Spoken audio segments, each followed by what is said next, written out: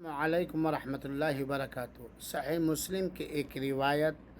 جسے سیدنا ابو ہریرہ رضی اللہ تعالی عنہ نے بیان کیا ہے کہ اللہ کے رسول اکرم صلی اللہ علیہ وسلم نے فرمایا، اللہ کی راہ میں صدقہ کرنے سے مال کم نہیں ہوتا، اور اگر کوئی بندہ کسی کو معاف کر دیتا ہے تو اس کے ذریعے اللہ تعالیٰ اسے مزید عزت عطا فرماتا ہے، اور جب کوئی بندہ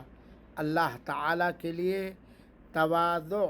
اور خاکساری اختیار کرتا ہے تو اس کے بدولت اللہ تعالیٰ اسے بلندی عطا فرماتا ہے، رفعت سے نوازتا ہے۔ لہذا میرے مسلمان بھائیوں، اپنی حلال کمائی سے صدقہ کرو، اپنے ظالموں کو معاف کرنے کی کوشش کرو، اللہ تعالیٰ کے لیے تواضع اور خاکساری اختیار کرو، بلندی